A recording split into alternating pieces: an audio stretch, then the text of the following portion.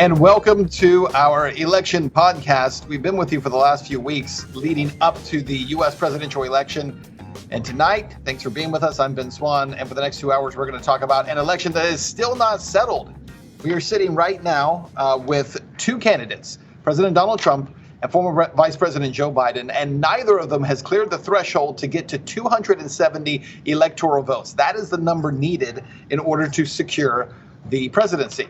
We're not there yet. So right now, Joe Biden, based upon our count, is at 264. Today, he picked up Wisconsin, that's projected to be his, and Michigan, projected to be his. All he needs now is 6 more votes, and those can come either from Nevada. Those votes are expected to come in, by the way, sometime around noon tomorrow.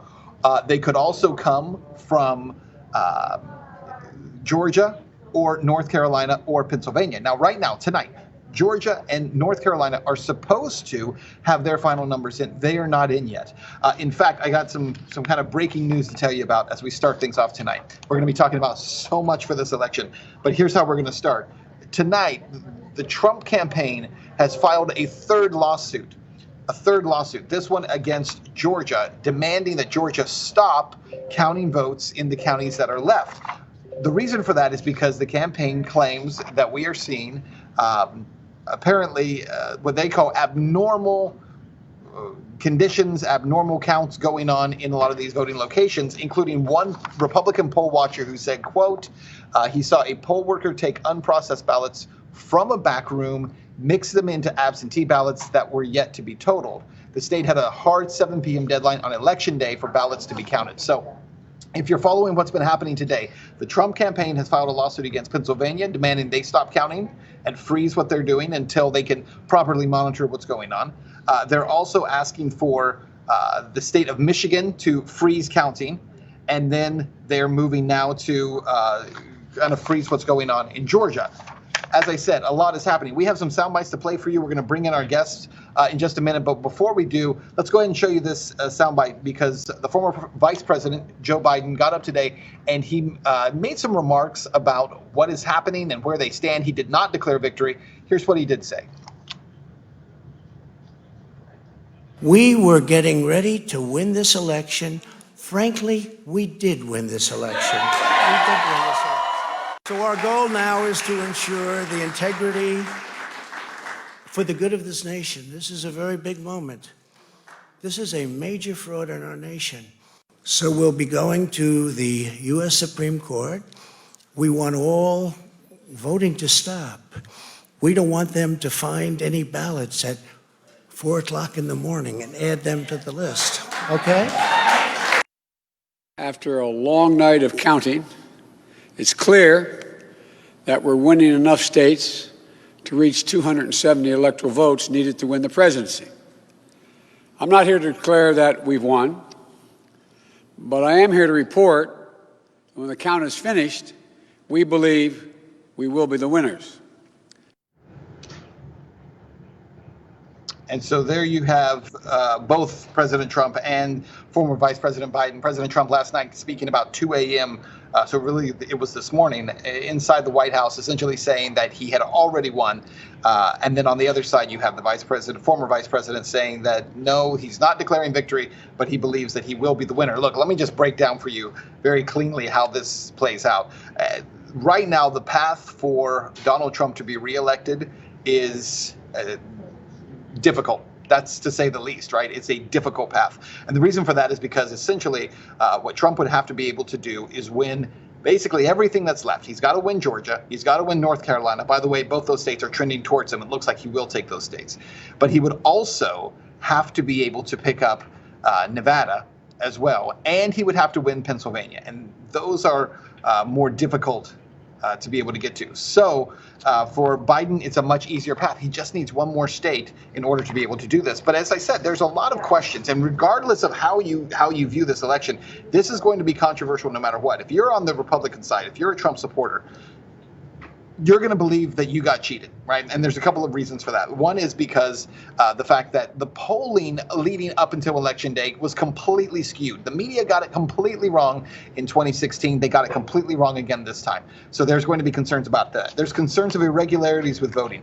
If you're on the Biden side, you're saying, hey, no, we have turned out the largest, the biggest turnout ever for a U.S. presidential candidate. Folks, understand this, and that is a fact, that Joe Biden so far, his numbers are pretty incredible. More than 70 million votes. It's the most any candidate for president has ever gotten in an election cycle, even more than Barack Obama in 2008. So let's bring in our first guest. Justin Gibson is going to join us now.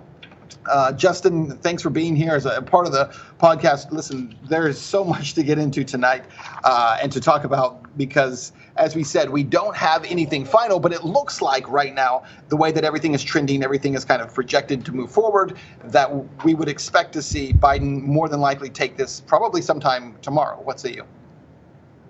Yeah, I don't really want to call anything too soon because they are still counting votes. It could swing a lot of different directions. I think it's kind of irresponsible to say anything definitively until all the votes are in, which is why it's important to count all the votes. So there is a lot of criticism to be levied at pollsters. I don't think it has anything to do with they're intentionally lying about things or they're intentionally trying to skew the results of the direction of the election, the direction they want it to go. I think it has more to do with polls are very, very hard to conduct and they're very hard to correct for things that weight polls in weird directions. You could easily make the argument that polls that are heavily favoring Biden are actually more beneficial to Trump because they encourage people to stay at home. So yeah, absolutely, the polling is not going to be. I think it's wise to be skeptical and not trust polls in terms of who's going to win an election. I think there are much better tools to understand what issues are important. But as far as the election being stolen, I haven't seen any credible evidence, especially on a large scale, that this election is being tampered with in any meaningful way. A lot of the evidence, I think people are just really, really searching for any possible thing that could mean that they've been cheated out of their vote. Bringing up that Republicans are being given Sharpies at the poll, that's a nonsense story. They're not letting people break into offices they're not letting random citizens break into polling counting offices. I don't see how this is any sort of evidence. I would have to see an investigation done, and I'm confident that if they did one, it would turn out like the last investigation Trump did into voter fraud. So can we talk about a couple of those? You mentioned about the Sharpie thing. For folks who don't know what that is, in Arizona, I believe it is, Republicans were concerned because they claimed that they were being given a Sharpie and that it doesn't make enough of a mark to actually count the ballot. That, by the way, according to the Secretary of State's office in Arizona, is not true. Sharpies are among the devices that are used in order to mark the ballots. Pens, pencils, Sharpies. So you're fine there. But you said something about people not breaking in. What was that comment?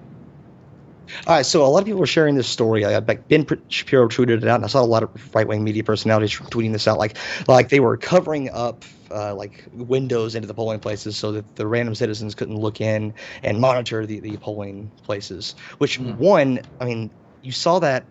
You saw the video of that, right? Videos are usually taken with cameras. I'm not an AV expert over here, but that means there are cameras and things in that polling place, inside of it. And there are a lot of actual dedicated officials. We don't want random citizens breaking in to monitor the election process. We want an actual dedicated task force to do that, and we have that. So until things you can't, I think it's a little bit of I get it. We're all stressed out. We're all freaking out. Everybody's freaking out on all sides. I get it, but you can't be,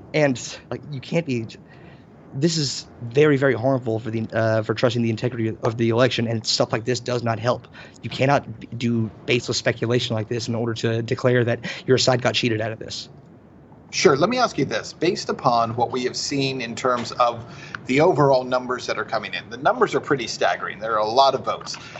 But it is true, now I'm not saying it's nefarious, but it is true that we were watching the votes come in. They were being counted. They did freeze all of a sudden. And some of these votes are taking an awful long time to come in. I mean, what's happening in Georgia, and by the way, I speak about Georgia as someone who lives in Georgia, right? So I live in Cobb County. It's one of the counties that's being counted here. DeKalb is another one. Fulton County is another.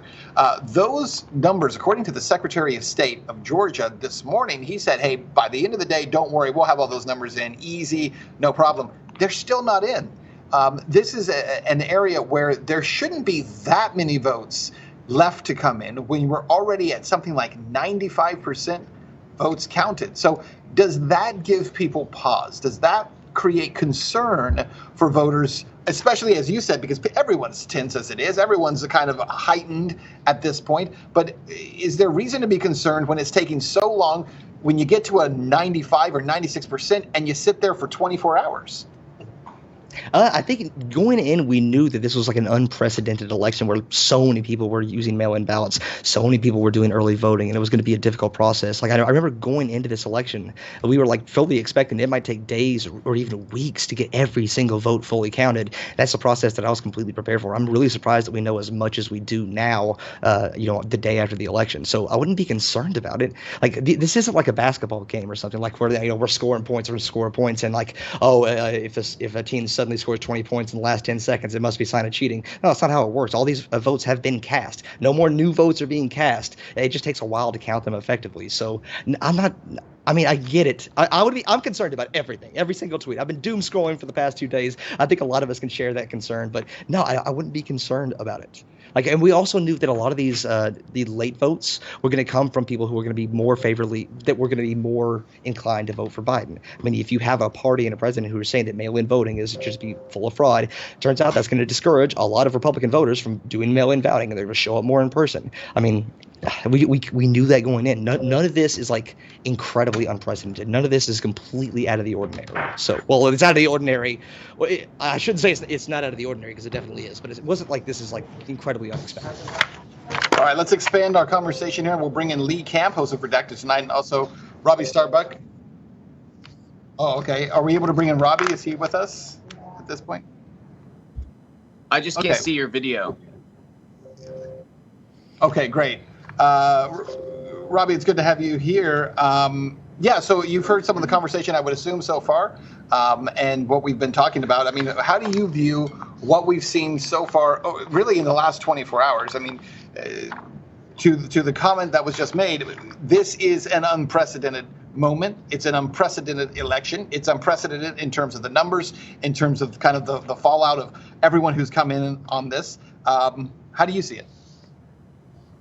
I think most importantly, first, thanks for having me. I think most importantly, what's really unprecedented is the process. You look at a state like North Carolina where President Trump is clearly in the lead. It's clearly his state. He's clearly won it.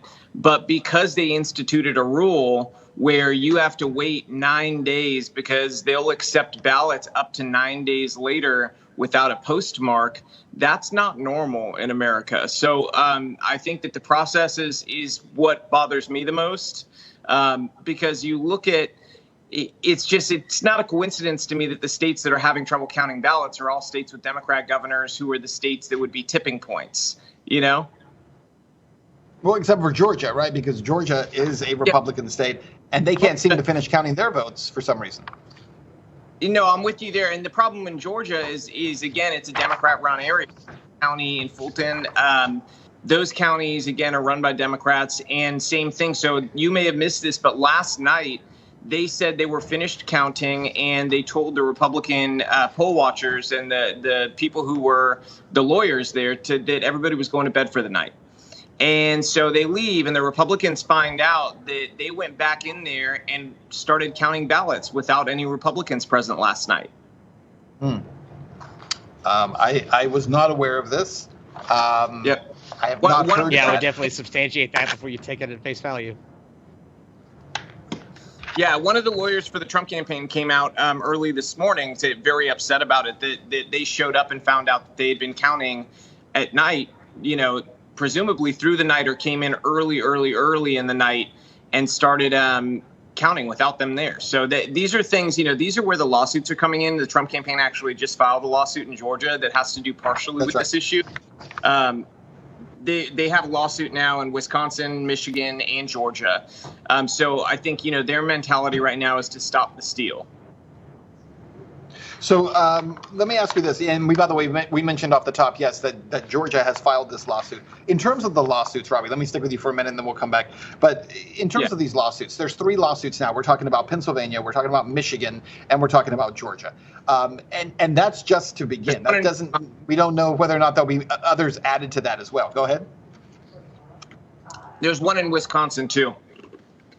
In Wisconsin as well. In all these places, the belief is there is a significant amount of irregularities. But the Trump campaign is going to have to prove irregularities, right? It can't just be, well, we heard about this. To the best of your knowledge, how much evidence is there that there are these actual irregularities, and have you seen documentation of them? Yeah, so I'd say the best irregularities that they have documentation of is there's counties in a number of areas or a number of states where they actually have more votes than they do registered voters. That's an anomaly that you have to look at and you have to dig really deeply on. But the raw numbers and data is there showing that they had more votes than registered voters. That's not something you see. You look at a state, something, this isn't evidence, but it's something that they're digging deeper on. They're very curious about is in Wisconsin.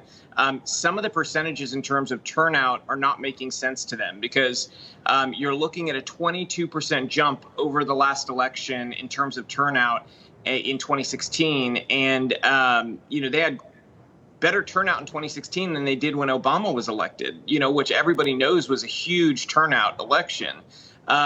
So the percentages are worrying in that regard in Wisconsin. There doesn't really seem to be any other state that tracks along with it. Michigan does not track along with it in turnout. Neither does Pennsylvania. None of these states that you would look at and say, oh, they're probably somewhat similar, are similar in any regard in terms of turnout. So they're looking at things like that. But in terms of other things, there's definitely situations that, there's videos that they have and things like that. I don't want to put too much out there, but they do have things that they believe are going to be very, very, very crucial to proving that there were some real issues here. I don't know. All right, Justin, let me let you respond. Let me let you respond to that, Justin. Talk about some of those videos. Yeah. What else have we seen all day from right-wing pundits? And I've been. Go ahead. Hello. Can you guys see me, by the way? Yes. Yes. Okay. Yeah. So I've been seeing a lot. I've been seeing a lot of right-wing pundits and a lot of media personalities just hardcore, like just baseless speculation, any sort of evidence they can possibly find. Like for example, there was that giant jump, and I think it was Wisconsin. I can't remember if it was Wisconsin or Michigan. I can bring it up real quick. Let's see. Yeah, in Michigan, there was a supposed giant jump, and it turned out to be an error, like this media company, not the pollsters, not the actual people counting the votes, but like this media company added a 0 onto the end of Biden's total in a single county, and it made his votes turn up. And then they took a screenshot of that, and then when they corrected it and it went down again, they took a screenshot of that. They flipped them to make it seem like we had this giant leap in votes in Michigan, and multiple people reported that as proof that there was something fishy going on with the votes. There's way too much for me to take anything seriously. I need to see some substantiated claims beyond just, I saw these 2 screenshots on Twitter. Or I had this unconfirmed report of this person saying that Republicans are being cheated out in this, or a video of completely reasonable reactions to giant crowds forming at the windows of polling places. I'm not seeing that. I think it's just people are trying to go crazy because this president has stirred. They put it into the public zeitgeist, especially among his supporters, that if he loses, it cannot be because the public rejected him. That's physically not possible. And so, yeah, I'm worried about I'm definitely worried going forward that this is going to be an extremely contested election. All right, let me bring in Lee Camp from Redactor Sign. Thanks for joining us, Lee. What do you think about all this? Go ahead. Oh, look, in terms of the 2 candidates, I don't really have a dog in this race. I think they're both, racist war criminals with sexual predators. So I'm not saying this is some kind of Biden lover or Trump lover, but it just, the writing's on the wall. Biden, barely eked this thing out. The pollsters thought he was going to win by much more than he did. The reason those polls are always wrong, and I've said this for years, is because millions of people, mainly people of color, are purged from the voter rolls. Greg Palast, the investigative journalist, has done immense research into this. Last time around, it was upwards of 8 million. This time, it could be even close to that in battleground states. So that's why these polls never actually relate to the end result, because people, mainly people of color, think they're voting and their votes are thrown out. And so, but Biden's gonna, he's eking this out. He's barely winning, and it's hilarious to watch the right wing try and pretend this wasn't legit on there, because I mean they like the last commentator. I'm sorry, I don't know the names. Was just saying is that there's really been no evidence of this as far as I've seen. It's people walking out and going, we don't even know what's happening in there. Well, it's just, civil servants counting votes and oh my God, we went to bed and then we woke up and there were different numbers on the screen. So it's pretty hilarious to watch them get all upset. But yeah, I mean, I think Biden's got it won. Robby, you want to respond to that? Yeah, I mean, there's a number of just like ludicrous statements in there. There's no evidence that purging voter rolls has anything to do with the difference in polling that we see. There's a reason why some of the best pollsters in this of course it does. The polls were completely off, like they always are. They're not including things like that. I would also say no evidence. Look at this. I don't know what that means. You just said they're not including things like that? Milwaukee wards report more presidential votes than registered voters. Okay, so I guess to you guys on the left, that's normal because you like dead people to vote. So Biden netted. Nah, man, we just over require this thing called evidence. This is evidence. I can't straight from the voting wards. I don't know where they picked you two guys up, but you're not very smart. No, it's not. You're I love it. It's always fun debating the right, where they just they're like, there's 8 billion immigrants and they all voted in one precinct. They just make things up, and then you're supposed to debate it as if it's some sort of proof. I'm going to take. Let's do this. Let's do this. Take a leap of faith and guess that you're a white leftist, because only white leftist talk about minorities like that, and I happen to be one. So outside of that, I didn't say anything negative about a minority. It's normal to cover up windows. I didn't say anything negative at all. This whole idea that it's normal to cover up windows at a voting precinct to stop people who are supposed to be there to watch the process from being able to watch the process, that's normal. Only a leftist could defend that type of behavior. How did you know that video existed? I want you to tell me. How did you know that video existed? What video was it taken with a camera? Were there cameras in that polling place showing you what was going on in it? Does that count as not be covering? How on earth does keeping this crowd trying to ram their way in? Counting ballots.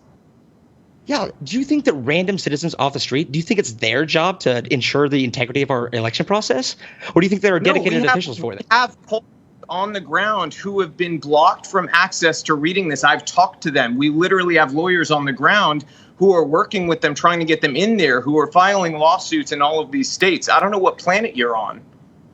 I don't know, man. I have 95 friends, and every single one of them, when they went to the polling places, the Republicans were out in force just screaming at them, telling them to vote Trump and scaring them off with rifles. That's exactly what happened.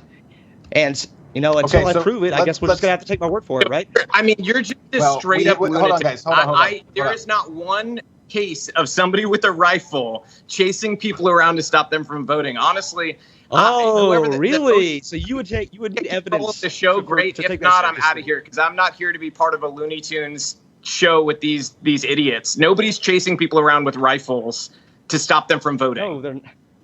No, they're not. So here's what I'd like to do, guys. Hold on for just a second. Take a breath, everybody. So one of the issues with Skype, by the way, is that when everyone starts talking, we don't hear anybody. So it just all kind of blurs out. So I'd love for you guys to debate each other, but you got to be able to do it one at a time, please. Secondly, let's try to refocus here for a minute, because the issue is whether or not these lawsuits that are going forward are based in any merit. I don't think they'll go anywhere. But whether or not a lawsuit goes anywhere, it doesn't have anything to do with whether it has merit or not. So the question is, are there legitimate irregularities that are taking place here? And Lee, let me go back to you for a minute. You said you don't have a dog in this fight. So we're watching something with Biden that I think is pretty interesting. 70 million votes that have been cast for him, more than Obama in 2008. For a candidate who didn't seem like he was wildly popular. Now, according to exit polls, if you believe that, 30% of the people voting for him weren't even voting for him. They were voting against Trump. Do you think there's anything irregular that you've seen that indicates that voting wasn't above board completely? Or do you think it's just a matter of a lot of people came out and voted, and so we're dealing with a huge crush of people?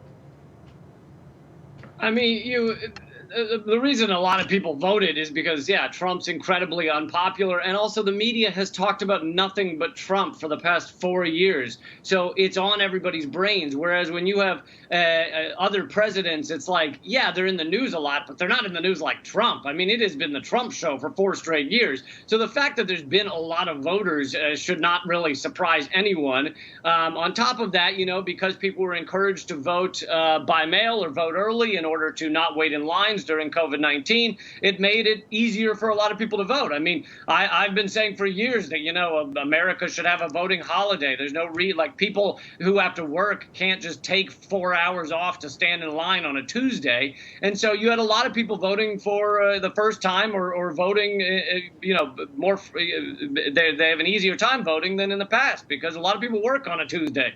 The fact that there's been large numbers seems totally feasible. And like I said, the most obvious thing is that all these polls saying Biden was leading by 5 points here and 5 points there, and then he is going to win this thing, but it's by a half a percentage point or a percentage point here and there, is because of the massive purge of voting. Some of it the Supreme Court upheld. So, for example, in Ohio, 1.2 million postcards were sent out a few years ago, basically saying, if you haven't moved, return this postcard. Most people don't return them because they don't see them, they don't care about them. I mean, it's a postcard. Most people don't give a shit about a postcard. So then they don't return them, and then they get purged from the rolls. This is common practice. It's called caging. It's an old technique, and it's been upheld in certain areas to do it. So people are purged from the rolls. That explains the difference in the polls. And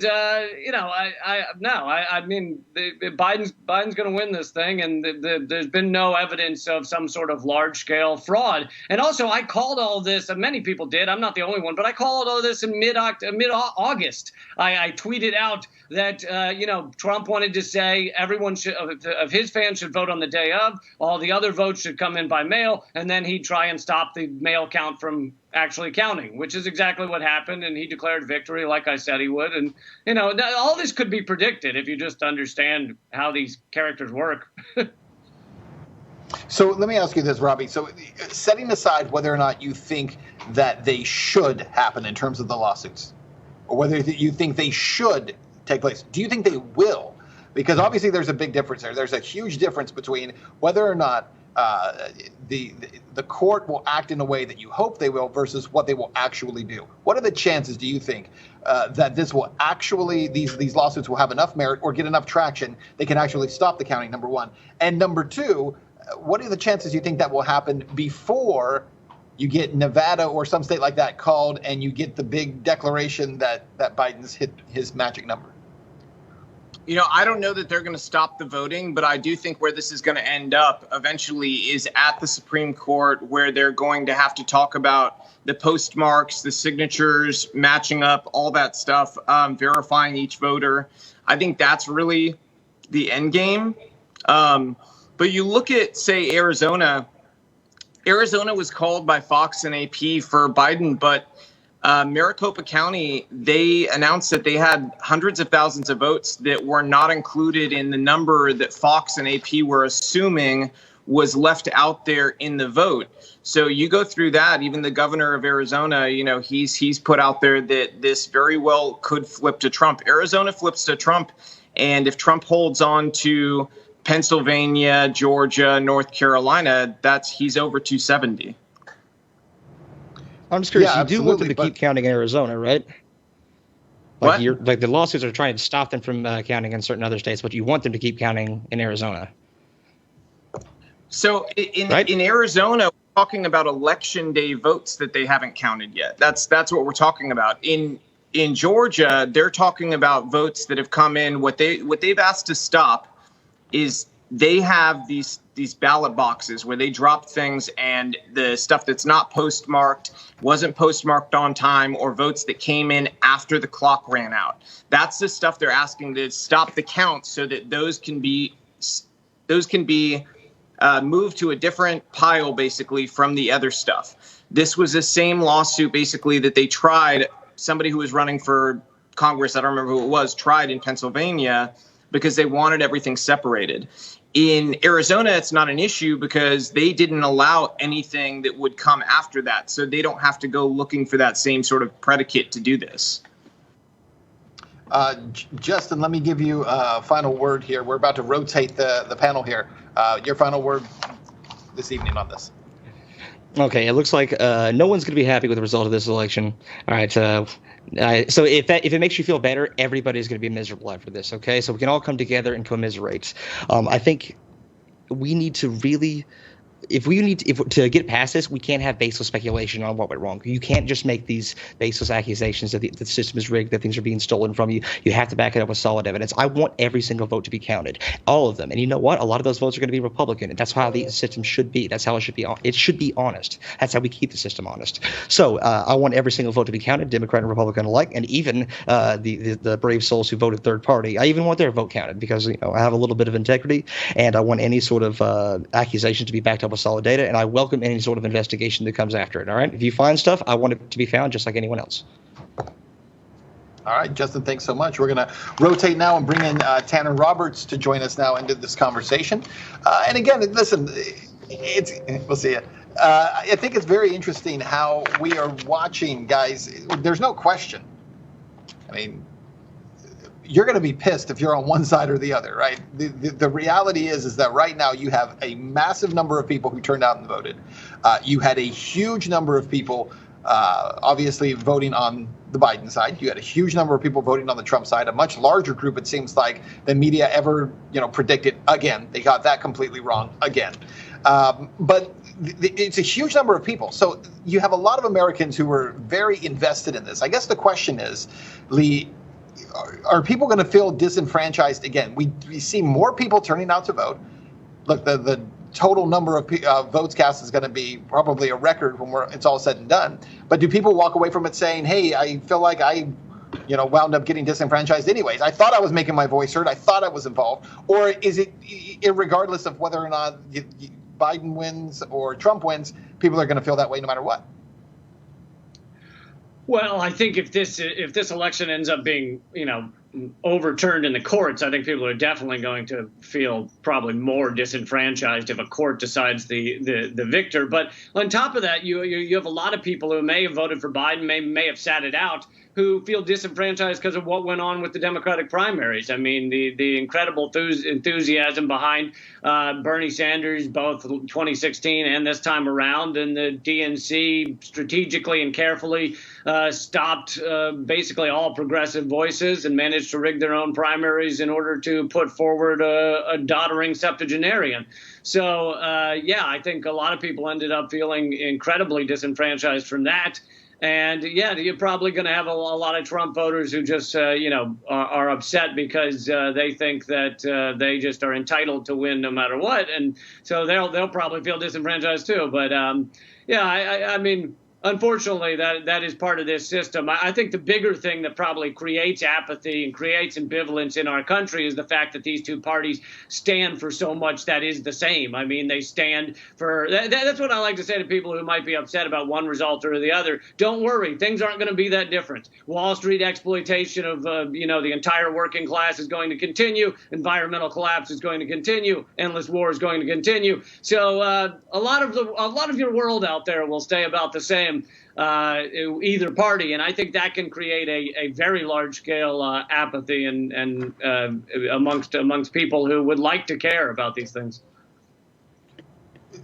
What do you think in terms of Robby, how wrong the media got it again? I mean, the fact is, in 2016, they said Trump was going to lose. It was the numbers, was going to be a landslide. He had no chance up until the day of They did the same thing again this year. But this year they said, oh, well, it's different. We figured out what we did wrong last time, and we've resolved those issues, and we now have the magic formula to know how to do this. Clearly they don't. But I've seen a lot of concerns about that today online, specifically the concern that this kind of polling, putting this out into the media, attempts to discourage voters from turning out, attempts to discourage people in places like Wisconsin from actually showing up and voting if they think, like according to ABC News, the day before, Biden's going to win it by 17 points. What do you think about that claim?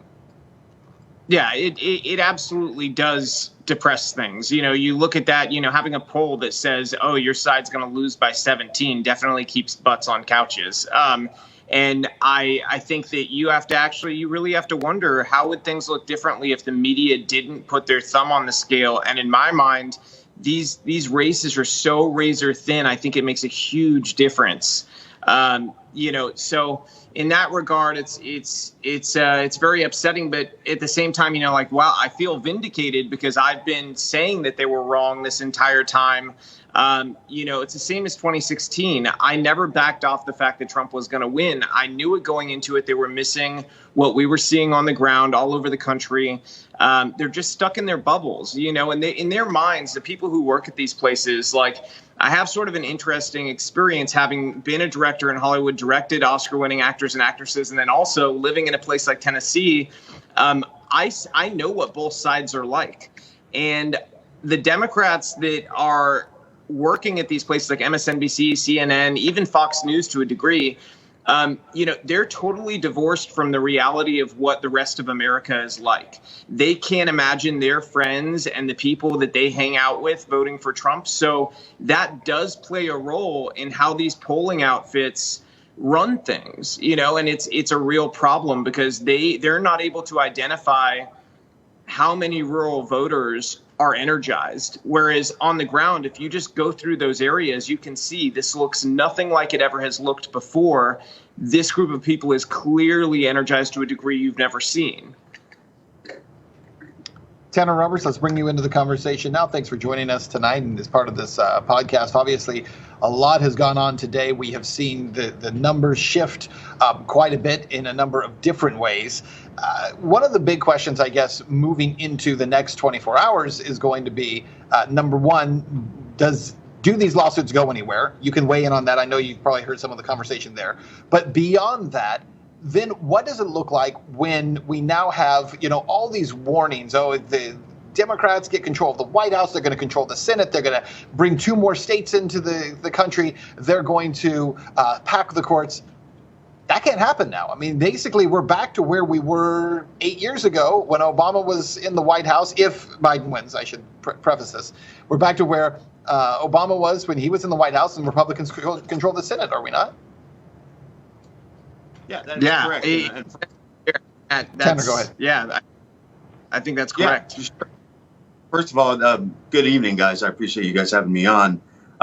No, that is absolutely correct because, there was, despite the numbers out there right now, what we're seeing with Trump, there's a lot of saving grace from this. And one of those is being the fact that it looks like we're still going to hold on to the majority of the Senate. So we have the ability to keep those checks and balances within the powers in there. And along with that benefit, we saw some of the Republicans gain some seats in the House. We saw record amounts of spending in some of these Senate races against Graham and Mitch McConnell. And they outperformed the polls by exceedingly amount expectations. So that is the good news. We're still going to have those checks and balances, whether it's court packing, whether it's expanding the states. We're going to have those implemented in place, so it doesn't become as dire. Because I always argued that having that Senate majority was actually something more than the actual presidency itself. I think you said there was a little more important than the presidency itself. He broke up just a tiny bit. Lee, okay, so something that's been floated today. I'd love to hear you guys on it. So let's just play what if, right? It looks like if you're looking at the most viable path, at least tonight, it looks like Biden has the most viable path to 270. if nothing changes and if lawsuits don't change anything. But something that was floated today, and we'll go around hearing from you guys, was that if Trump loses, that he doesn't go away. In fact, he basically trolls Biden for the next 4 years and can run again in 4 years because obviously, you can serve in the White House non-consecutively. Do you think there's a chance that Trump will actually run again when you consider the fact that he has a massive, lack of a better term, but red wave of support, this underlying support that media never seems to give him credit for? Do you think he goes away, or do you think he actually might run again in 4 years?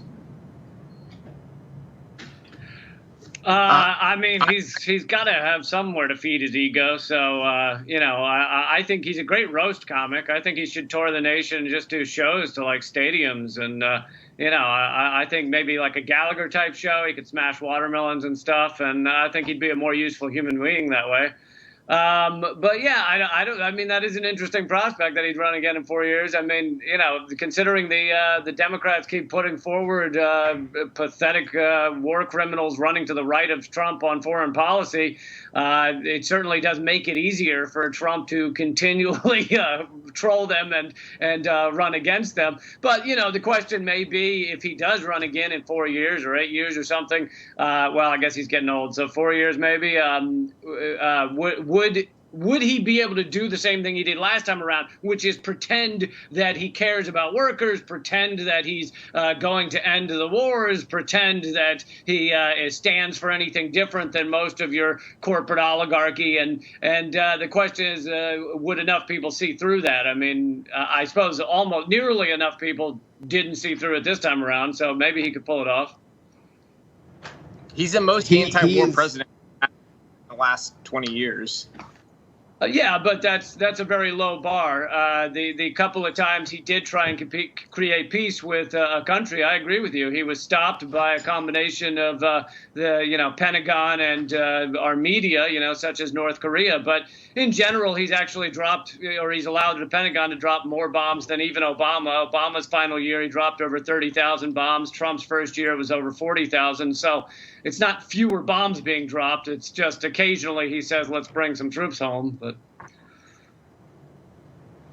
well, and Robby, let me hear from you on that. Go ahead, because I'm very interested in how you see that. Obviously, you're holding out hope that this thing doesn't end the way that it is now. But what do you think? Do you think there's a chance that he'll move forward in 4 years and run again? I think that I don't think he would. No, I don't think he would. I think he would be very, very thoughtful about who he puts his weight behind, because I think he could essentially choose who that person's going to be.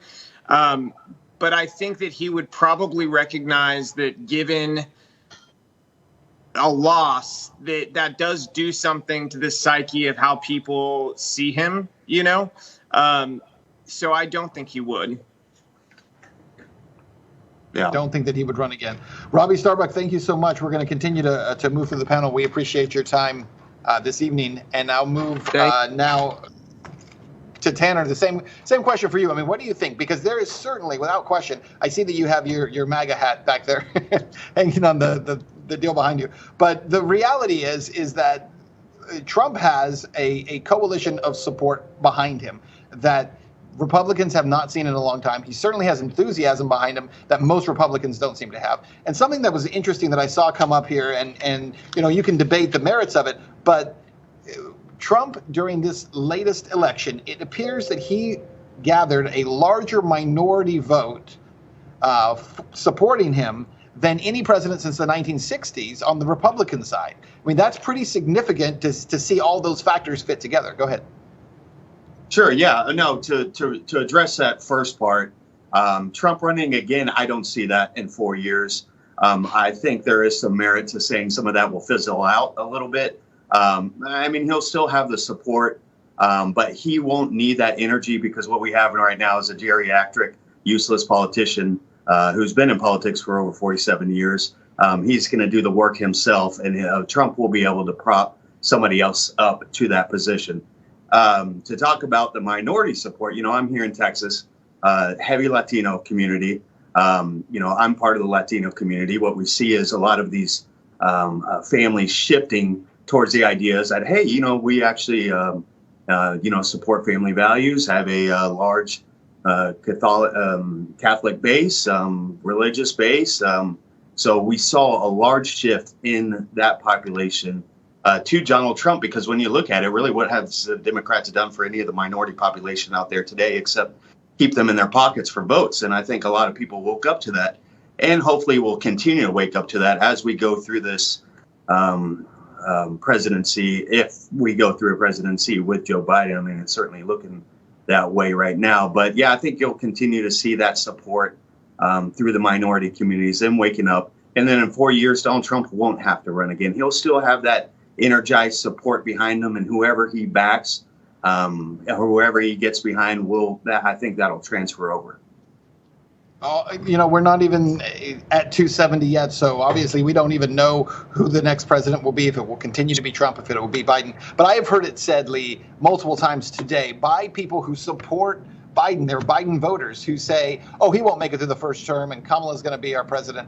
If that actually happens, obviously that's been talked about. The president has said that was going to happen. And there's people who joke about it happening. But if that legitimately happens, that Biden is replaced during term and our first woman president is not elected, is appointed, how does that affect voters? We're talking about feeling disenfranchised. Do voters say, what are you doing? You guys bait and switched us and literally ran someone with this old guy who's can't remember his own name so that you could replace him once you got elected? Well, I would agree that would upset people, but, the presidency, there's various times in our past where the presidency has basically been a figurehead while the actual work is being done around them.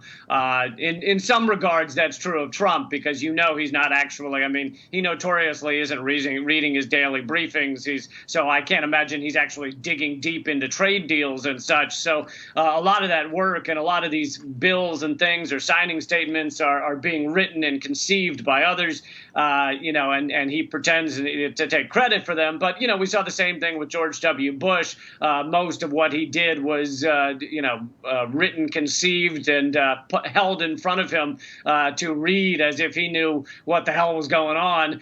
Same with Reagan in his second term. I think his brain was pretty much going by that point. So, as long as Biden is survive, he's not a corpse. He's not, I don't think they'll weekend at Bernie him. But as long as he's alive, I think they'll pretend as if he's got all these brilliant ideas when, in fact, it's people around him running the show.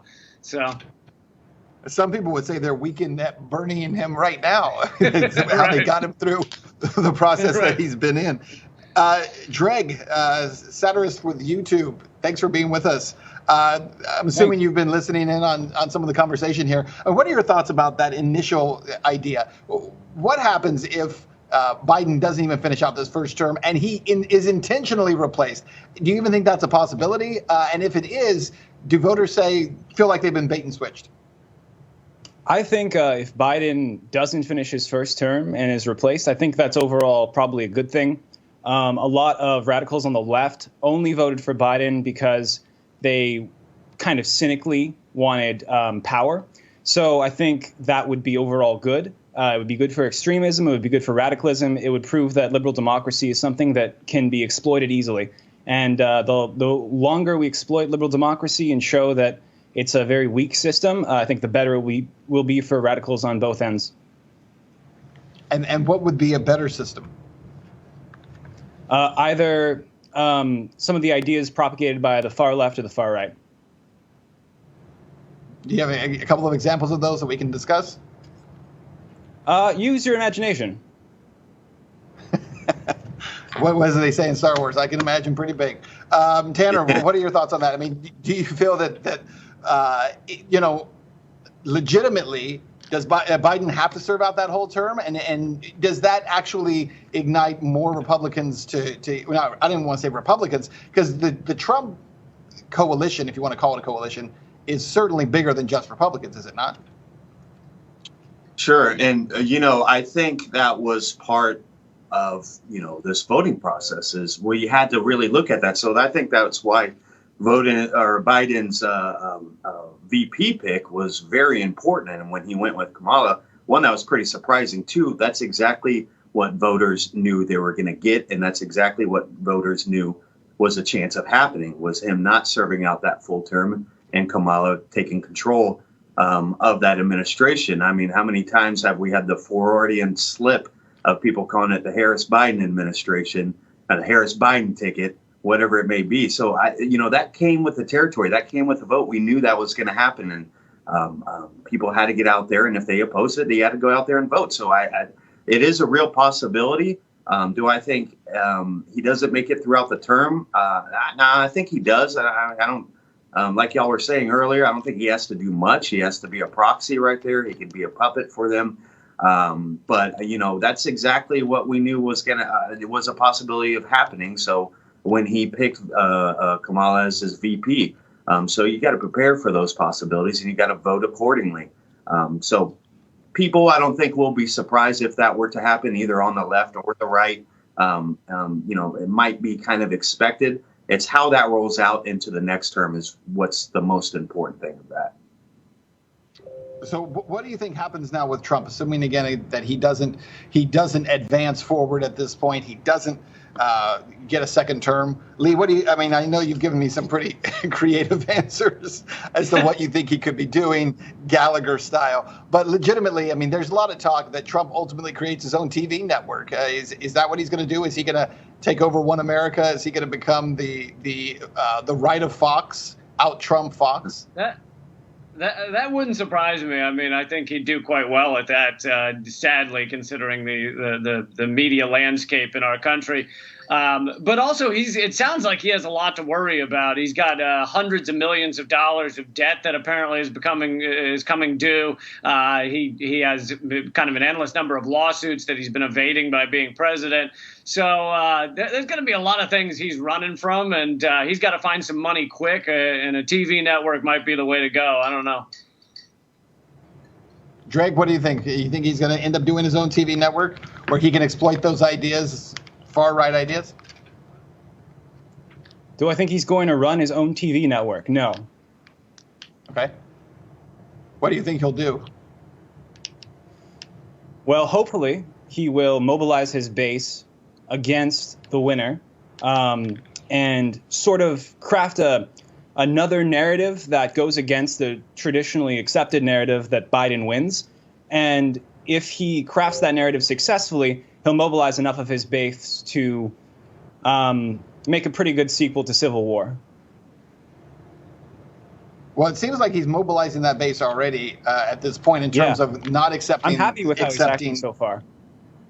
Okay. And you think that in terms of the way he's setting it up, because it sounds like he's setting it up in a way that it looks like, I win even if I lose. I mean, that's the way it appears to be.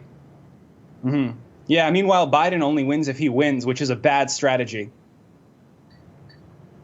Tanner, what do you think about that? Is Trump setting it up to win even if he loses? I mean, that's the way it sounded last night. Or 2 a.m. this morning, he gets up and says, I've already won. I already won, so they're now taking my votes away. And it certainly seems like the level of angst and anxiety is a lot higher than it was even just 24 hours ago. Oh, well, no doubt. I mean, Trump's not going to go down without a fight. So if he's going down, he's going to go down swinging. And at that point, only one vote in the nation matters. There's only one vote that matters, and that's Justice John Roberts, because if this goes to the Supreme Court, that's what's going to end up happening. Now, is there voter fraud? Is there voter? I always think people always talk about voter suppression. We just had record turnout for voters and voter registration. So the fact that people still believe there's voter suppression is pretty hilarious, considering that voter fraud is much more greater than voter suppression out there. So he can fire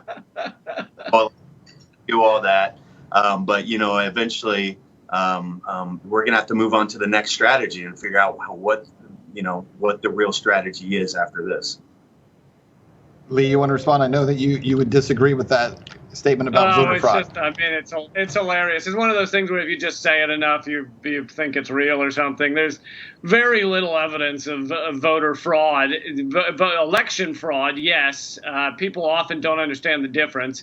Election fraud is when elections are altered or rigged or whatever, very clearly seen in the DNC primaries. But voter fraud is a guy, trying to vote twice or whatever. And to show you how rare it is, you had Chris Kobach devote his life to it for several years. And even in Kansas, his home state, he was able to find one case of someone voting twice, or it was like an immigrant who didn't know they weren't allowed to vote, and so they had voted. That was his evidence that there's some sort of massive voter fraud to the tune of tens of thousands of people all lining up and I don't know, putting on a fake mustache and running from state to state and acting like they're different people to vote twice. It's incredibly rare, and it's usually the one case they found is usually an accident where it's an immigrant who thought they were allowed to vote when they weren't or something. So it's one of those talking points that if you say it enough, it's real or something. So I want to play the soundbite. Let's play the soundbite. Joe Biden talking about, basically calling on unity in the country. And I want to get you guys' comments on that. Once this election is finalized and behind us, it'll be time for us to do what we've always done as Americans, to put the harsh rhetoric of the campaign behind us, to lower the temperature, to unite, to heal, to come together as a nation. I know this won't be easy. I'm not naive. Neither of us are. Jreg, let me ask you this. Obviously, you're coming at it from a point of view. You want to see people, it seems like, pitted against each other. Do you think there's any possibility that people will come together? Do you think they even have an interest in coming together at this point? I think there are some people who do want to come together, and I think Joe Biden represents those people accurately. But let me just say from the bottom of my heart, I really, really, really, really hate Joe Biden, and I hate everybody who decides that coming together is the best way to come to a solution. I think Joe Biden is appealing to a slowly dwindling centrist status quo class that will be irrelevant, thank God, within my lifetime, preferably before I'm 30. So. Tanner, let me ask you kind of a final word. We're going to rotate guests again. You think there's any way that people are coming together in this moment? I feel like it seems like people are so far apart right now, miles apart, and that we're looking at an election right now and results of an election that are going to push them even further apart. I'm reading the comment section of this live stream right now, and I mean, people are 100 miles apart, even in that, in how they view things.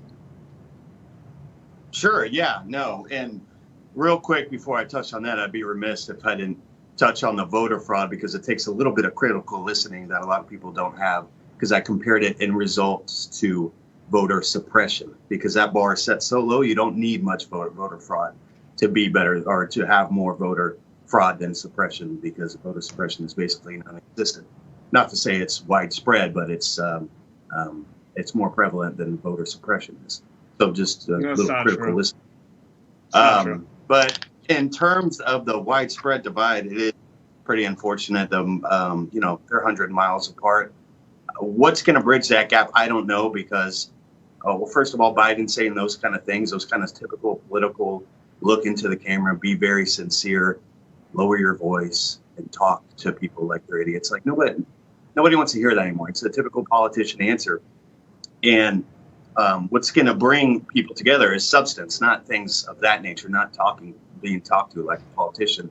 So I really couldn't tell you, because the amount of the divide in the culture right now is only growing, and that doesn't get fixed under any presidency. That didn't get fixed under Trump.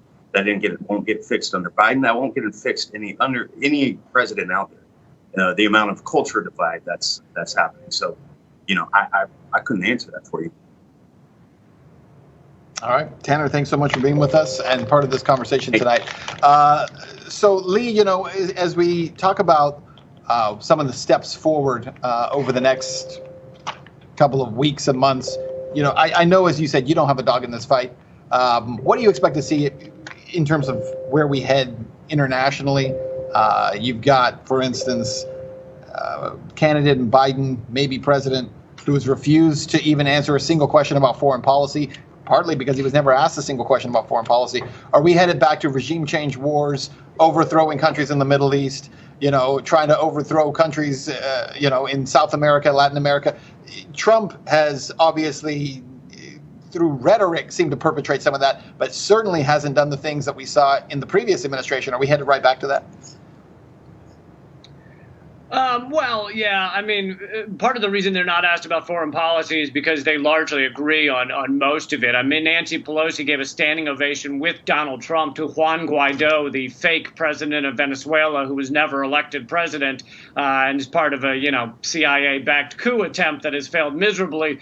So that shows how different the parties are. They agree on 90% of this foreign policy stuff. The main time they got upset at Trump was when he threatened to bring some troops home, and that's when you'd see them really get upset at the way he was dealing with things. Of course, then there's I mentioned earlier, Trump's dropped more bombs than Obama, which is an impressive feat. He also, assassinated the top general of Iran when we're not even at war with them, which of course put us on the cusp of some sort of nuclear annihilation exchange, which is insane on so many levels. So yeah, foreign policy is disgusting on so many fronts. And it's not just the amount of killing that goes on, but you can't achieve. I mean, if we want to survive climate change, or even beyond climate change, just environmental destruction as the oceans fill with plastic and the acid rain falls down on us, then we're going to need to cooperate with other countries. And if we can achieve that, then that will be a big step in the right direction. But instead, you end up with faux cooperation that means nothing, like the Paris Climate Accords that has achieved nothing, whether we were in it or not in it. It's a completely toothless deal that does absolutely nothing but make people think that we're somehow being active to do anything about our collapsing environment. So yeah, there's a lot of things that need to change, and they need to change quickly. And unfortunately, these two candidates that people think are night and day are very similar to each other on a lot of the structural issues of our country and the world. And I'm sorry that with that I have to jump out, but appreciate it, Ben. And if people want to learn more about what I do, it's at leecamp.com. Awesome. Lee, thanks so much, man. Appreciate you. Appreciate your time tonight. Thanks for talking to us. All right. So Jreg has now added a hat. You now have a hat with you now. It was chilly. I live in Canada. Oh, okay. Let's break down, since it's just you and me right now. We have some more guests who are going to be joining us in a minute, but lay out for me your view here. You said you hate Biden. You hate that centrist ideas. What are you about? Mm-hmm. Well, I'm about the opposite of the centrist idea. Essentially, anything ranging from a far left idea to a far right idea that doesn't include any moderate ideas, I'm in favor of. Any radical idea, essentially. Okay, and can you give me an example of what would be any radical idea? Like what? Well, the anarchists are a great example to look for. The anarcho-communists. The anarcho-primitivists, any sort of anarchist type that's rioting in the streets or trying to just cause as much property damage as possible, those people want to create a stateless, classless society. So that's just off the top of my head. That's one good example. There are other good examples. I mean, I could go on indefinitely. Specifically, just what I'm trying to be against is the centrist, moderate ideas that Biden represents. So when you say anything that involves destruction, but these ideas, anarcho-capitalists or anarcho-communists, aren't necessarily violent, are they? No, some of them are peaceful ideologies. Anarcho-pacifism wants to dismantle the state nonviolently. Although I do think that the vast majority of extremist ideologies have to be violent. Do I agree with the anarcho-pacifists? Anarcho-pacifists are extremists. They're a radical ideology. Of course I do. I simultaneously agree with using peace and not being violent whatsoever, and the opposite of that. Say that. I'm sorry. Say that again. You broke it for just a second. I agree with peace. I agree with the anarcho-pacifists. If they want to be nonviolent, that's their prerogative. They are radicals. And I agree with whatever the opposite of that is. So what is the philosophy that's guiding you then through this? Is it just needs to be extreme on either end? There's no real ideology that says this is morally right or morally wrong? Do I have that right? That's correct. I mean, depending on what kind of person, it's a broad theoretical framework called anti-centrism. You can interpret it in a bunch of different ways. But the unconditional variant that I subscribe to really is just supportive of any sort of radical idea. We don't make a moral judgment one way or another because everybody has their own ideas as to what is moral. The far left might have a different idea as to what is moral than, say, a totalitarian or an anarcho-capitalist. So we're trying to essentially create a broad theoretical framework that can appeal to basically everybody, as long as they're not a moderate, a centrist, or someone who sympathizes with them. So let me ask you this. Do you think, in all seriousness, this is where we are headed, irregardless of whether people want to be centrists? It seems like that's where we're going, right? We're going to extremes on either side. There are probably more people today who would describe themselves as an anarcho-anything than there have been in 100 years, right? So clearly there's growth in what you're talking about. What do you think is so appealing to people about that idea? Liberal democracy is failing. And liberal democracy meaning that collective idea? Yeah, the ideology is failing. The current status quo in the West is failing. And so the only way to get away from that is to move towards anarchism of some kind, all about the individual, all about your own view of the world, No. Not anarchism, not necessarily just anarchism. There's a whole spectrum of beliefs, but anarchism is one of them. It's a socially acceptable one. It's a socially acceptable one. What makes it socially acceptable? Yeah, more or less. It's the most socially acceptable, let's say, because it doesn't necessarily pose a huge threat to the status quo when they think about it. Some economically left-wing ideas might pose more of a threat.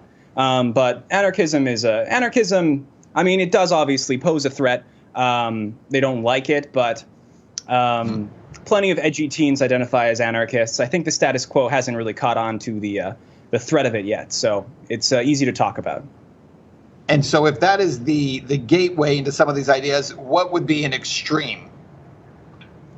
Authoritarian communism, state communism. I think ultimately, if people start off as anarchists and end up disliking, liberal democracy because it's devolved into a corrupt oligarchy that only benefits the wealthy, unlike a good country like Russia, then I think that would probably be for the best.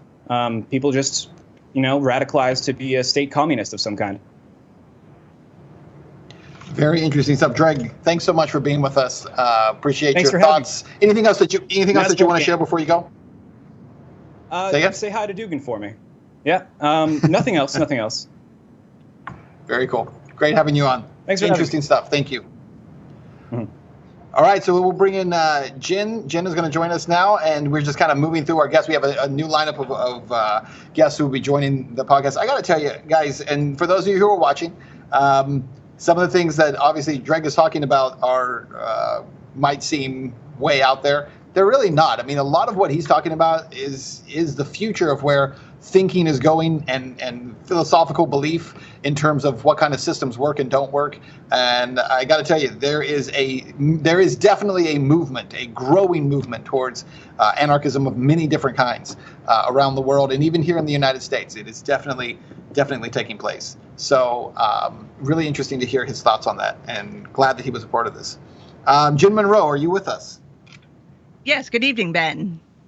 Great to have you here. Thanks for being a part of what we're doing. So went off in some other areas there, but let's come back to the election, come back to what's going on.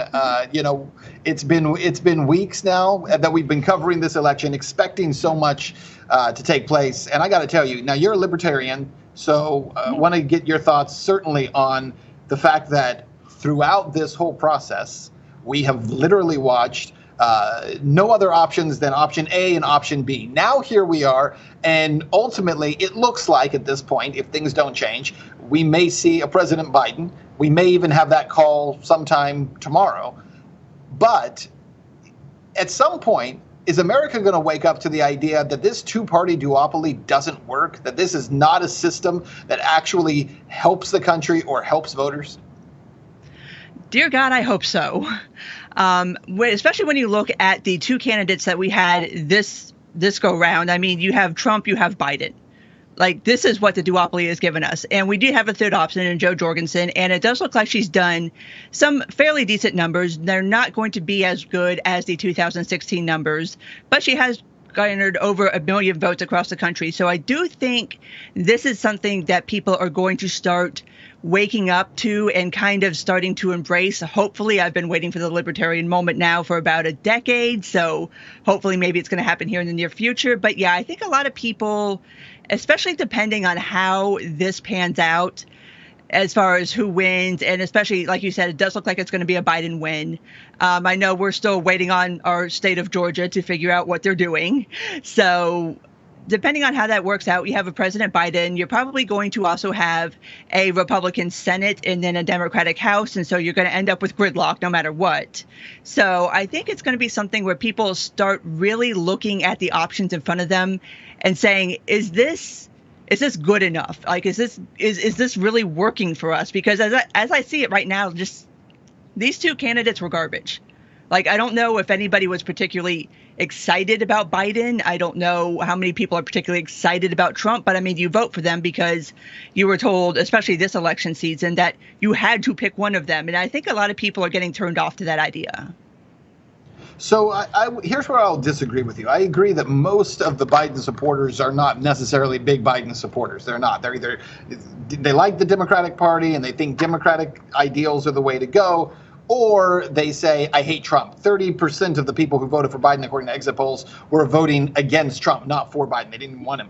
I don't agree with the idea, though, that people who voted for Trump don't love Trump. In fact, Trump has a very clear, at least a pretty substantial portion of voters who love him. I mean, really love him and believe that he is the answer to draining the swamp. They believe that he is the answer to what the establishment has been doing. I mean, there are people who are deeply, deeply devoted to him. I would contend, and I've been saying this for a while, that Trump being president or being a candidate actually has set back third parties because he was so anti-establishment running within the establishment that he prevented there from being any space. There's no room out there for a viable third-party candidate because Trump actually ate up all of that space. If he doesn't run again in 4 years, I suspect that he might. But if he does not run again in 4 years, and assuming he loses, we don't even know if he will or not, does that open the door? I mean, you got to almost hope, if you believe in third parties, that Republicans go with a very establishment candidate the next time around. Democrats obviously have theirs, who's very establishment, and now you've opened the door to have some kind of room for a third party person who can generate some interest. And that's an argument that I've heard, especially as far as third parties are concerned and who we should field this year versus waiting for 2024. This was a conversation that came up a lot, especially around Justin Amash, whether he should be running this year or whether he should wait till 2024. But I do think, I'm very curious about where the GOP is right now. I don't know who they're going to run in 2024. I'm interested to see what's going to happen over the next 4 years. I'm interested to see what part of the conservative movement is going to start becoming more ascendant if you're going to have somebody like Josh Hawley running in 2024, or if you're going to have somebody more like Mike Pence, because right now it's like Mike Pence doesn't really have a place in the party, I don't think. But I do think in 2024 there is going to be more space just because this particular election was so emotionally loaded, especially around Trump. And you're right, there are a lot of people who are very passionate about Trump, but I think there's a lot of people that also voted for Trump. And you even see this within libertarians who voted for him because they were voting against Joe Biden.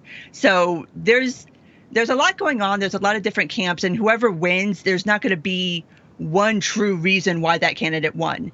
So I am very interested to see what kind of space this leaves for us in 2024. Jeff Cruer, we're going to have you join the conversation now as well and kind of bring you into what we're talking about. I'm also reading some of the comments here that folks are putting up throughout the evening. And somebody here says specifically about President Trump, he says, no concession, no matter what, under any circumstances. Jeff, kind of your thoughts as to where we are right now. Obviously, neither candidate has hit that number of 270 in terms of electoral votes. But right now, if we're looking at the way things look, clearly the easier path is a Biden path. At this point, it appears he only needs about 6 more votes. Do you think he'll have that come tomorrow? Well, I mean, he's trying to steal it. I mean, you understand what is going on. When we went to bed last night, President Trump was leading in Wisconsin and Michigan, and then we wake up and supposedly all of these votes came in, almost 100% for Joe Biden. I think that's sort of questionable. I think the president's going to challenge it legally. In Wisconsin and Michigan and Pennsylvania, they're not letting observers do their job. In Detroit, I don't know if you saw the pictures, they were blocking views into where they were counting the votes. I mean, this whole thing is a total mess. The mail-in balloting was a way for the Democrats to steal the election. So I am hopeful the president is not going to concede. I'm hopeful he's going to fight this out because I think he is a legitimate winner. No one had any enthusiasm for Joe Biden. I mean, the guy can barely articulate anything. I mean, how can people have enthusiasm for Joe Biden? He's been around 47 years and done nothing. The Trump supporters were very enthusiastic, very motivated, very committed. And there is a deep bond between President Trump and his supporters that obviously is not there for Joe Biden. But he also generates a lot of hatred. And a lot of people were motivated to vote because they don't like President Trump. So I think this thing goes on. I'm hoping it's going to go on. I think Arizona is still in play. I think obviously Nevada is, North Carolina, Georgia. President seems to be up in some of these states. They're not calling it. So I just do not like the whole process. I don't like a process where we're counting votes after the election. All the votes should be in by election day, and we should have had a winner declared last night. Now, in some of these states, like in Pennsylvania, for instance, they actually, it's not, according to state law, they can't begin counting them until the day of. But I want to ask you about these questions surrounding, allegations essentially of voter fraud, right? That are taking election fraud, that are taking place. And obviously there are 3, if you're just tuning into this podcast, there are 3 lawsuits that have gone forward today alone. There's a lawsuit in Georgia, there's a lawsuit in Michigan, and a lawsuit in Pennsylvania. One of our earlier guests, Robby Starbuck, mentioned there's also one in Wisconsin, he said. I have not verified that since we've been on, but that's what he said. The claim here is that we've got all these votes that it seems like they're counting into infinity. It seems like they never stop counting. And so, for instance, in Georgia, where I'm from, you have, as of last night, something like 94% of the ballots have been counted. And now it's been 24 hours and they're still counting them. And so the question becomes, where are these votes coming from? Now, I'm not saying that these votes are not legitimate votes. The question becomes, though, Jeff, is there an actual case to be made in a court that would actually change something? Or is this a bunch of posturing where all the lawyers are going to get paid and nothing's really going to change? Well, I think we have to look at this sort of on a case-by-case basis. I am hearing, and I don't know whether it's accurate, we need to investigate, that some of these areas where votes are coming in, the totals are greater than the number of registered voters. And that if you count all of these so-called ballots that are coming in late, that you'll have a turnout of roughly 90% in Wisconsin. I think that's why they want to recount there, and they've called for a recount. You've got Georgia that they seem to be continuing to drag on, as you say, and these votes are mysteriously appearing now at the last minute. And here in Louisiana, I'm from New Orleans, and Louisiana has a system where the absentee ballots have to be in by 4 p.m. the day before the election to give the Secretary of State's office time to count those ballots before election night, include those in the totals, and you have a winner declared. There was a long early voting system. There was more absentee balloting because of COVID, and it seemed to work. I think we need a standard system whereby we're not having all of these jumbled situations all across the country, and we know exactly how this is going to work all across the nation. And I'm a big proponent of voter ID. I think there is fraud that is going on. I think that is a real problem. And Here in Louisiana, we have to bring in an ID to go vote. You sign up. It's very simple. And if you don't have the voter ID, you're not allowed to vote. You can vote provisionally, and you may or may not have the vote counted, but you need an ID. So I'm worried about our whole system here. It seems to be on the verge of collapse. And that's what the president was warning about weeks ago. So, Jen, setting aside whether or not there's provable shenanigans taking place, provable corruption taking place, because there's a big difference between believing it so and being able to prove it so, is part of what we're seeing happening right now the result of the fact that the media kept telling us over and over that Trump didn't have any support. He was way behind. There was this overwhelming, crushing mandate against him that was on its way. Democrats were going to take the Senate. They're going to hold on to the House and increase their hold on the House, and they're going to take the White House. Then we find out they're all wrong, right? They're completely wrong, and they don't recognize this incredible, passionate group of people who actively support this president. There's a lot of little comments tonight about not conceding, not giving in. Where do we go in the next 4 years, assuming that Trump, the appeals he's making through the courts don't work out? And obviously, there's several paths still to go. So I don't want to sound like I'm saying that the president has lost. But what I am saying is, it looks like if that path continues, what happens with those Trump supporters? What do they do? Where do they go? Where do they channel themselves at this point? That's something I've been wondering, too. And I think that really one of the biggest stories coming out of this is going to be the polling and how they still, even after all the adjustments that they made after 2016, still somehow got this a bit wrong. I mean, it still looks like we're going to have a Biden win, but it's not going to be quite the robust win that we were expecting. So where this energy in the Trump movement goes, if we do have a Biden win, not sure. And I've wondered about that. I think you start going into more of that sort of loyal opposition sort of stance where you're kind of there. They're not going away. Like, they're not going anywhere. I don't know who they invest into going forward. Like I said, if it's somebody going to be like a Josh Hawley type or if it's going to be somebody else. But I mean, it's not going away. Like, everybody who thinks that things in the GOP are going to go back to the way they were once Trump is gone, I think that's ridiculous. Like, this is what it is now. Trump was not an aberration. He was the end game of the past 10 years of GOP politics. So I think that energy really goes into, especially going into like the 2022 midterms, into really trying to solidify a Republican Senate, into trying to get a Republican House back. And then in 2024, trying to get rid of Joe Biden, because I don't think he's ever said it publicly, but it was reported that he said it privately, that he was only planning on being a one-term president, which, I mean, given his age, I mean, that's understandable. No, he said that. No, he said it publicly. Did he? Okay, yeah. So I mean, obviously, I don't think Trump is going to run again because of the age issue. But I mean, I rule nothing out. I mean, I didn't think Bernie Sanders was going to run again after how he was treated in 2016, but here we are. So there's a lot up in the air. I think there's going to be a lot of soul searching on both the Democrat and the Republican side about where do you go from here as a party, as an ideology, as a movement. And so the next 2 years is going to be really interesting on both fronts, I think.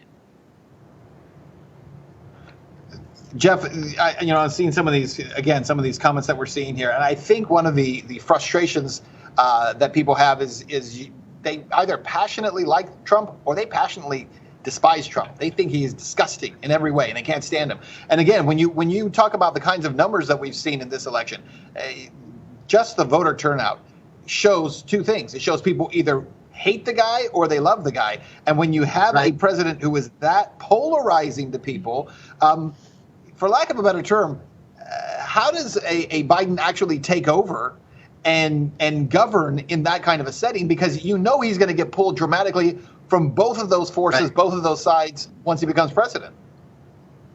Well, a few things I'd like to say. Yeah, one is, let's assume he becomes president. I don't see him fulfilling a 4-year term. I believe that he has serious health problems that are being covered up. But there's no way he could possibly run for re-election. So I believe before the end of the 4 years, you're going to have Kamala Harris as the president. And I think that will be an opportunity for Republicans in 4 years to take back the White House.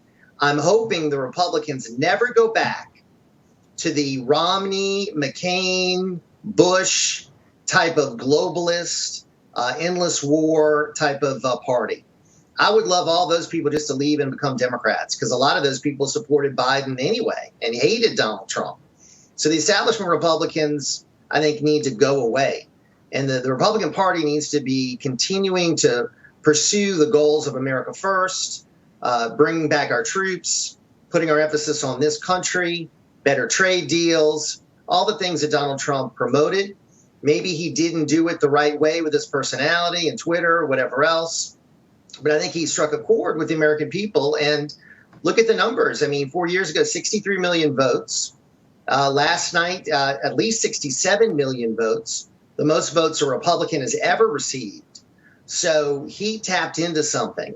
Now, it might not be enough to win, but it's certainly going to be enough, I would think, for the Republican Party to say, hey, we're going to stick with those themes in 4 years, in 2 years, and that's going to be our party now, as opposed to going back to the failed policies of Bush, McCain, Romney, that I think really decimated the Republican Party in years past.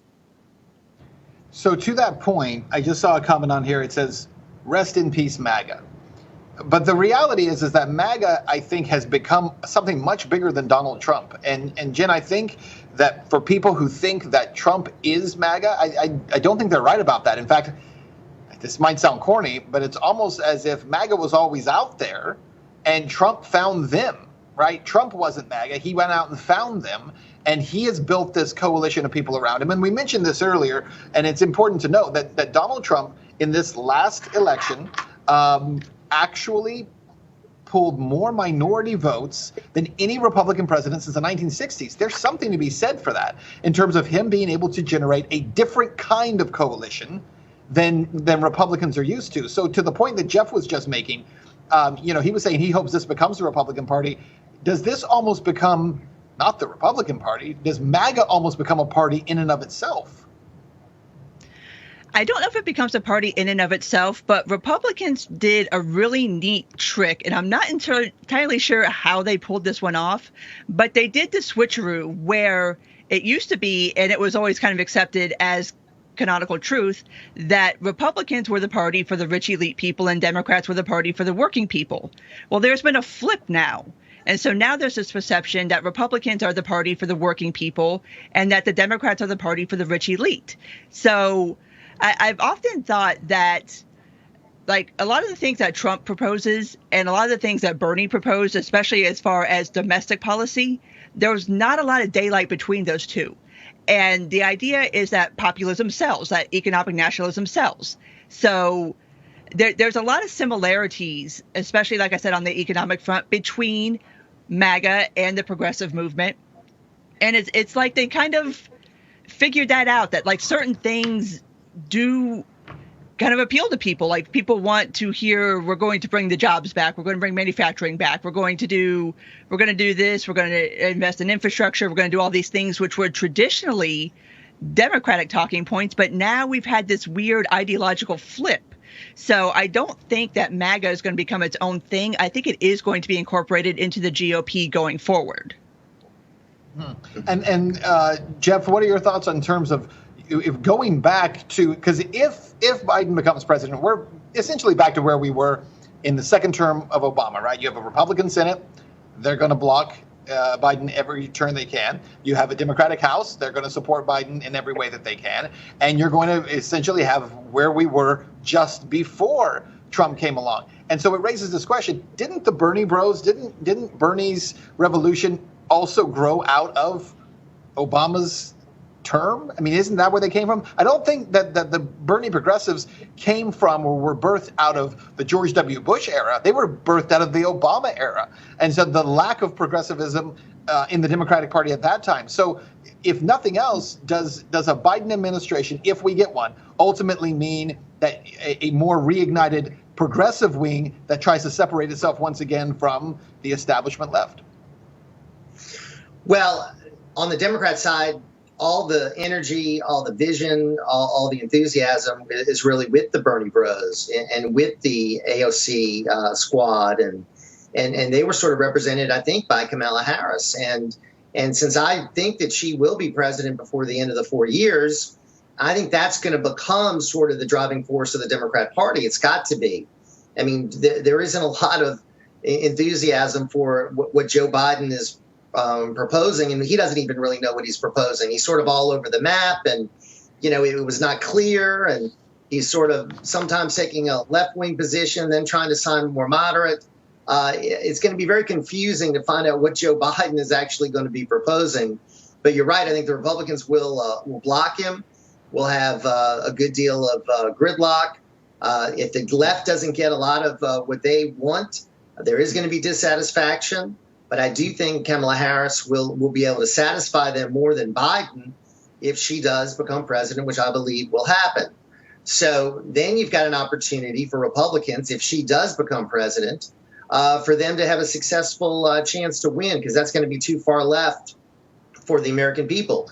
Biden was able to win, I think, because he sold himself as this average guy, this working guy, guy from Scranton, guy who's going to be looking out for you and not do it in the sort of a controversial way that Donald Trump did. And that was just, I think, a myth anyway. He's a 47-year politician. He's been putting himself and his family first, and all of these corruption scandals should have been investigated more, but they weren't. So I think all of that was just baloney. It was just a lot of anti-Trump fervor that helped get him elected. So his health, I think, is going to be an important issue, where the Democrats go as far as their left wing, because that is really, you saw Bernie before the election. He's saying they're going to be demanding certain things from Joe Biden. They want cabinet positions. They want policy. They want to see something for the support that they gave Biden. If they don't get it, they're going to be very, very angry. Jeff and Jen, thanks, guys, so much for being a part of the podcast tonight. We appreciate you both. Obviously, over the next couple of days, a lot to digest, a lot to break down, and a lot that still has to happen. And for my part, I want to thank our viewers who have been watching us for the last few weeks as we've been doing this podcast leading up to the election, obviously going through the debates and then, of course, the debates that weren't, leading us ultimately up to election night. Just a final thought for you as we head into the next couple of days. There's going to be a lot of fighting. There's going to be a lot of debating over the next few days. And at the end of the day, no matter which side you're on, somebody's going to feel that they were cheated. Someone's going to feel that they were righteous and ultimately prevailed when they should have. That's where we're ultimately headed. But one thing that's absolute and for certain is that this system that we have in the United States, I'll take a moment to just share this. The system that we have in the United States right now, this two-party duopoly system that essentially says there are only two choices and two ways of thinking, I believe is absolutely flat wrong. At the end of the day, we need more voices, more ideas, more debate within our political system. And until we get that, we'll continue to be more and more divided into those two camps. Guys, again, thanks for being with us for this podcast. We appreciate you very much. Stay tuned and continue to come back to RT and RT America for the very latest on the election. We should know much more about the future of the country and who will ultimately be our president over the next 24 hours. Take care.